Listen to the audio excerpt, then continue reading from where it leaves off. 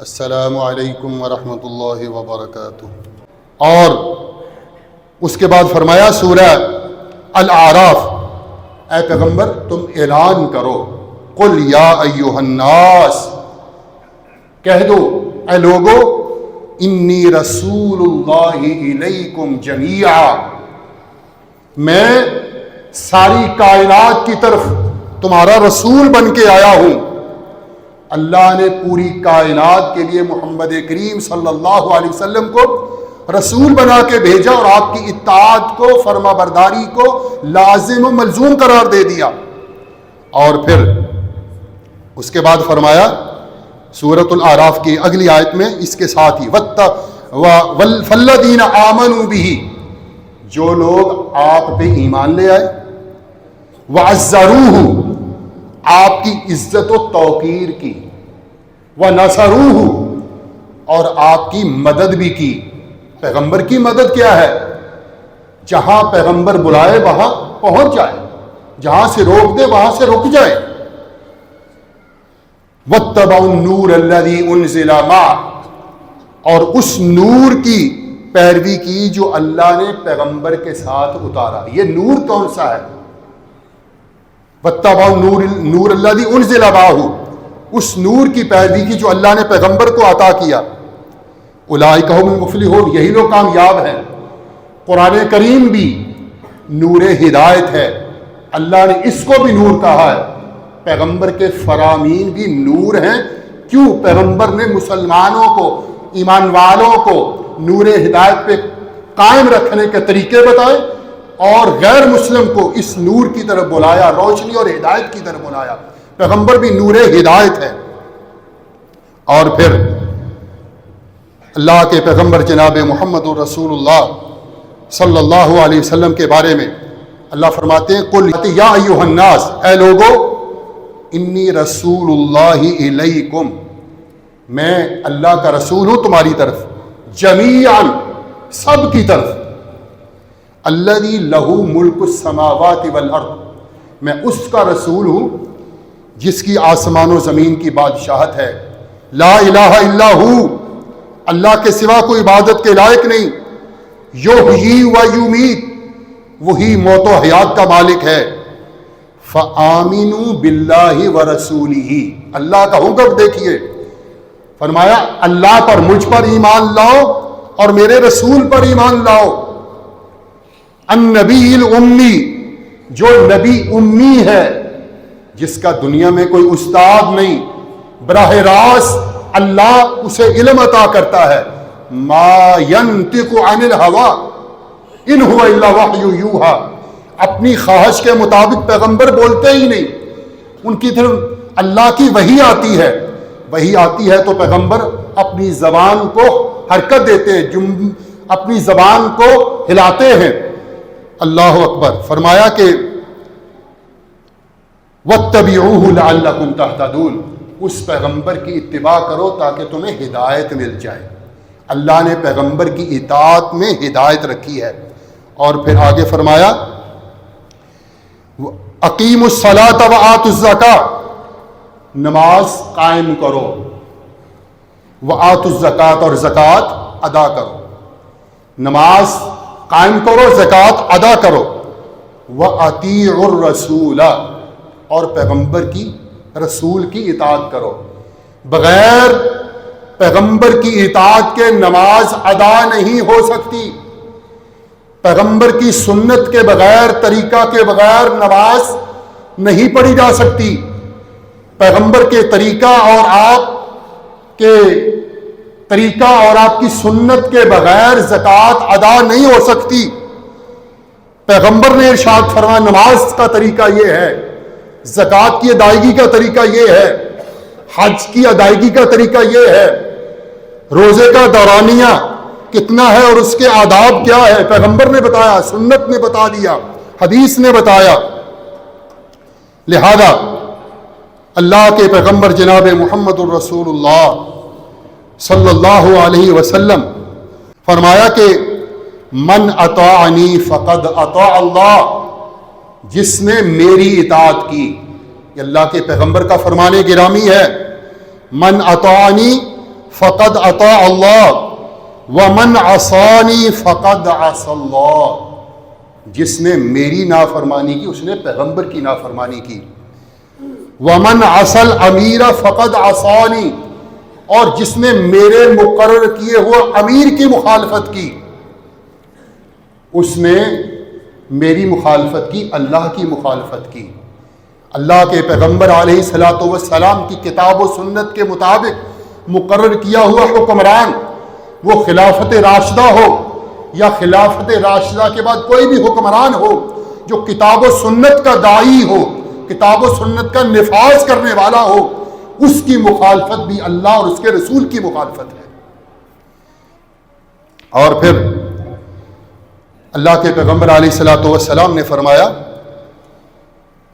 کہ لوگوں ذرا خیال کرو, الا خبردار, الا وانی اوتیت الکتاب ومثلہ معہ, خبردار اللہ نے مجھے کتاب سے نوازا ہے, ومثلہ معہ, اور کتاب کی مثل مجھے اللہ نے اپنی زبان اقدس سے جو نبی کے کلمات نکلتے ہیں وہ وحی کے ذریعے نکلتے ہیں, وہ حدیث پاک ہے.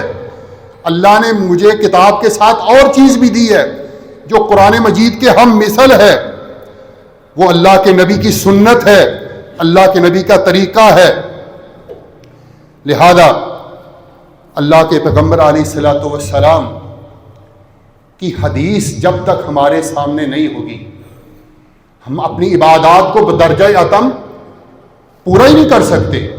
عبادات کا طریقہ ادا ہی نہیں ہو سکتا, عبادات کا طریقہ معلوم نہیں ہو سکتا, صحیح طور پہ عبادات ادا ہی نہیں ہو سکتی. اللہ کے پیغمبر جناب محمد الرسول اللہ صلی اللہ علیہ وسلم کی حدیث پاک حضرت انس رضی اللہ تعالیٰ عنہ بیان کرتے ہیں کہ قرآن پاک نے تو منع کر دیا کہ کثرت سے سوالات نہ کرو. لا تسألوا عن اشیاء ان تبد لکم تسؤکم, ایسی چیزوں کے بارے میں سوال نہ کیا کرو اگر اس کے بدلے میں کوئی نیا حکم آ جائے تو پھر تم اس پر عمل نہیں کر سکو گے. اللہ کے نبی علیہ الصلوۃ والسلام نے بھی بخاری شریف کی حدیث ہے, حضرت انس رضی اللہ تعالیٰ عنہ اس حدیث کے راوی ہیں. وہ فرماتے ہیں کہ اللہ کے نبی علیہ السلام نے فرمایا لن یبرح الناس یتساءلون, لوگ سوالات کرنے سے باز نہیں آئیں گے, آپس میں بہت کثرت سے سوالات کریں گے. حتی یقولوا, یہاں تک کہ یہ بات کہیں گے کہ هو اللہ خالق کل شیء. یہ نبی کی حدیث آ جائے تو سر آنکھوں پہ رکھ کے عمل کرو, اس میں لیت و لعل کی گنجائش نہیں ہے, اس میں سوال در سوال کی گنجائش نہیں ہوتی. نبی کی وہ حدیث جو واضح ہے, بالکل کلیئر ہے, جس کا حکم سمجھ آ رہا ہے, فوراً اس پہ عمل کرنا نبی علیہ السلام کا طریقہ اور ایمان کا حصہ ہے. فرمایا لوگ آپس میں سوالات کرنے سے باز نہیں آئیں گے, یہاں تک کہ لوگ یہ کہیں گے اللہ خالق کل شیء, اللہ نے ہر چیز کو پیدا کیا ہے. تو پھر یہ بھی کہیں گے فمن خلق اللہ, اللہ کو کس نے پیدا کیا ہے. یہ کثرت کے سوالات کرنے کا یہ نقصان ہے کہ بس اوقات انسان سوال در سوال گہرائی میں سوالات کرتا ہے, یہاں تک پہنچ جاتا ہے کہ وہ ایمان کے منافی سوال کر بیٹھتا ہے. اللہ کے نبی علیہ السلام کا فرمان بخاری شریف کی حدیث ہے کہ لوگ سوالات کرتے کرتے یہاں تک پہنچ جائیں گے کہ اللہ ہر چیز کا تو خالق ہے, اللہ کا خالق کون ہے. میرے بھائیو, سوال کرنے کا اتنا بڑا یہ وبال اور نقصان ہے کہ انسان یہ کہہ بیٹھتا ہے کہ اللہ کو کس نے پیدا کیا ہے, اور یہ ایمان کے منافی اور کفر میں چلا جاتا ہے. اس لیے سنت اور نبی کا طریقہ سامنے آ جائے تو اس پر فوراً بدرجہ اتم عمل کرنے کا حکم ہے. اور پھر اس کے بعد اللہ رب ذوالجلال نے بھی ارشاد فرمایا سورہ النحل وما انزلنا وما انزلنا علیک الکتاب، اے پیغمبر جو ہم نے آپ کے اوپر کتاب نازل کی ہے یہ اس لیے کی ہے لتبین لہم الذی اختلفوا فیہ، یہ اس لیے نازل کی ہے کہ آپ لوگوں کے اختلافات کو رفع کرنے کے لیے یہ کتاب لوگوں کے سامنے بیان کریں تاکہ لوگوں کے اختلافات ختم ہو جائیں۔ فیہ ھدی، اس میں ہدایت ہے، ورحمتن، اس میں رحمت بھی ہے، لقوم یؤمنون، ان لوگوں کے لیے جو ایمان رکھتے ہیں۔ اور پھر فرمایا اے پیغمبر ہم نے آپ کو، آپ کے وجود کو، آپ کی سنت کو، آپ کے کردار کو، آپ کے طریقہ کو، میرے بھائیو ذرا غور کریں، نبی کی سنت، میں نے پہلے بھی عرض کیا تھا 3 جمعہ پہلے کہ سنت کہہ کر کے کہ کوئی بات نہیں سنت ہی ہے نا، انسان سنت کی توہین کرتا ہے، توہین کر بیٹھتا مسلمان، کوئی بات نہیں یہ سنت ہی رہ گی، فرض تو نہیں ہے۔ صحابہ کرام ایک ایک سنت پہ عمل کرتے ہوئے اپنی جان نشاور کر دیتے تھے، جان چلی جائے نبی کی سنت نہ جائے، جان چلی جائے نبی کی سنت نہ رہ جائے، نبی کی سنت پر عمل ہو جائے، نبی کی ایک سنت پر مر مٹنے کے لیے تیار ہو جاتے۔ میرے بھائیوں اسی لیے اللہ رب ذوالجلال نے قرآن پاک میں کیا ارشاد فرمایا ہے کہ میرے نبی کا وجود اور میرے نبی کا طریقہ، میرے نبی کی سنت اور آپ کا کردار امت کے لیے رحمت ہے۔ یہ سنت رحمت ہے، نبی کی سنت رحمت لے کے آتی ہے، سنت پہ عمل پیرا ہو کر تو دیکھو، نبی کا طریقہ اپنا کر تو دیکھو، اللہ نے اس میں بڑی رحمت رکھی، برکت رکھی ہے۔